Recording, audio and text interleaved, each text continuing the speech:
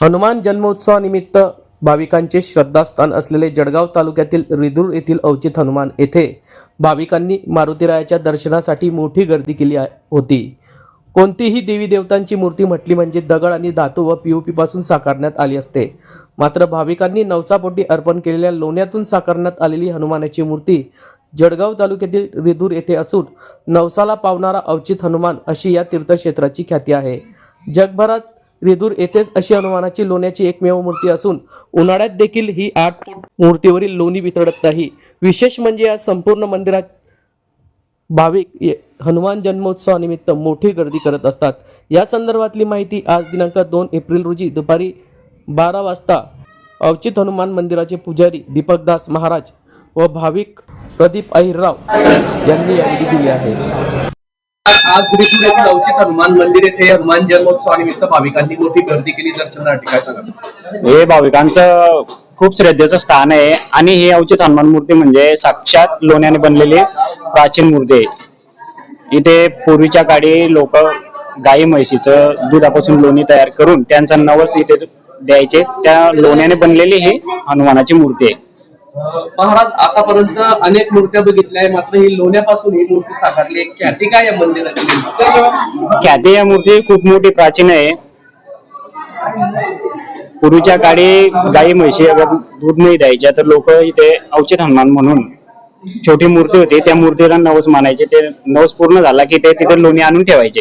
त्या लोणीने आपल्या समोर आज 8-8.5 फुटाची मूर्ती तयार झालेली आहे। त्यामध्ये जर विचार केला तर जळगावचं तापमान राज्यात सर्वाधिक असतं, लोणी वितळत नाही, वितळत नाही, लोणी वितळत नाही। नवसाला पावणारा म्हणून हनुमंत आहे, काय सांगता? हा नवसाला पावणारा खरोखरच अवचित हनुमान आहे।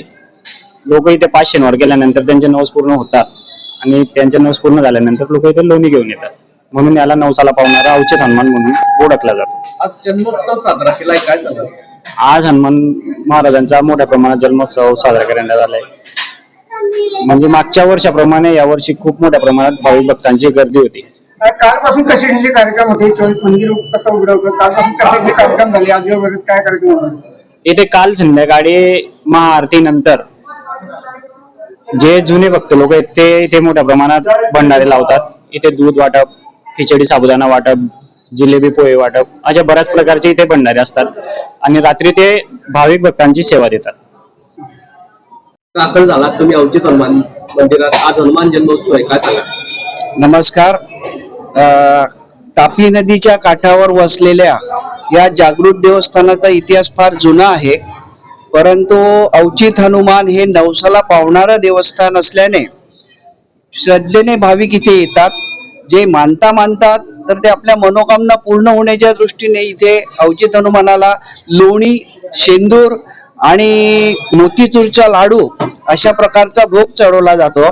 लोण्याने बनवलेली ही मूर्ती एवढ्या जळगाव शहरातल्या आपल्या जळगाव जिल्ह्याच्या 42-43 डिग्री सेल्सिअस तापमानात सुद्धा वितळत नाही, तर हे देवाची लीलाच म्हणावी लागेल।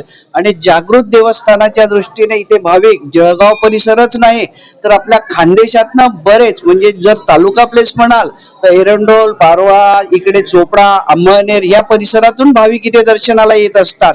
आणि आज हनुमान जन्मोत्सव जो आहे तो इथे खूप चांगल्या पद्धतीने साजरा होतो। भाविकांची गर्दी आपण बघतच असाल आणि श्रद्धेला पावणारा हा देव आहे। मी प्रदीप शंभूजीराव अहिरराव।